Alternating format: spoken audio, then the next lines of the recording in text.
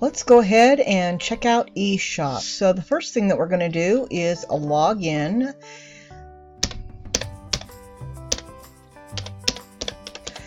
And you can't really manage the shop from the front end. There's a lot of configurables. I'm just going to get rid of these error messages and stuff. And I'm going to go ahead and you can go from components, Eshop, but I'm also got a quick link right here for you to go to the Eshop dashboard. And then let's just look around. You'll see there's a number of tabs across the top. It has all sorts of things that you can configure. But let's just go ahead and look at what you'll most likely be working with would be the products. Here I have some just default information that came with Eshop so that we could go ahead and make this a tutorial and people can get sort of a quick start. And let's just take a look at this first item. What you'll notice about it is that it's published, means it's live on the front end. If for some reason you maybe were just adding this product or you didn't want people to see it, you'd simply need to click this button to unpublish it. It's not removed from the system so that you could still work on it or change it later or decide you want to delete it. But at this point, it's not visible on the front end of your website. We'll just go ahead and publish it though, since we're going to be working on it. Each item will need a SKU number, and this needs to be specific to each item and unique. And you'll see that in brick and mortar stores, they have that when they scan. Some people use serial numbers of a product or, just sort of basic in-house numbers as well. Images are optional. The price, of course, it's a store after all, so we have a price. You can manage or not manage the stock as you wish, since this is default data that's just been imported. It's imported as a complete store to show us all the different options available, and this particular one does manage stock, so we have 200 of these, and it's in the category of digital cameras, the manufacturer of Canon. This particular item is featured. A featured item can be displayed in multiple ways.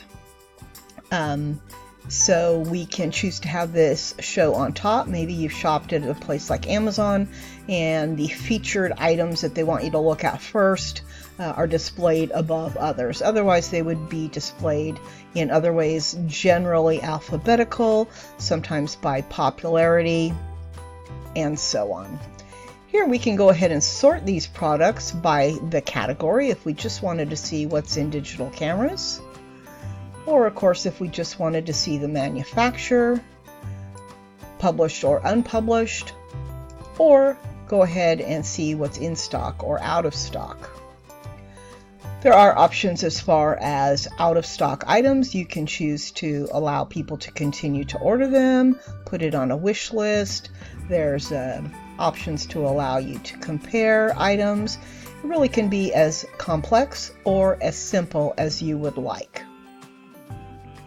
Let's go ahead and take a look at this Canon 20 digital camera. When we look at it, we'll see the name. Anything with a red asterisk in front of it means it is a mandatory field. So if you tried to make a new product and you didn't have a name, it would prompt you for that information. All the rest of this is basically here not mandatory, so it doesn't need to have any information. Primarily here we just have a short description, which would be what shows on the front page, and I'll show you that in just one second. And then the longer description, which would show on the product individual page. And then we have a number of tabs available so that we could put additional information or how to order, all sorts of other things, and you have a number of those things available to you that will show on the front end. Here we get into the data of it, which is that SKU number. Again, this is something that's mandatory. Manufacturer, this is our main image, so if you wanted to change that, you would just click Remove Image and browse to a new image that's on your computer. Here's our main category that it belongs to. You can add it to additional categories. That can be really helpful. If you want to track your profit, you might want to put the cost of this item in here.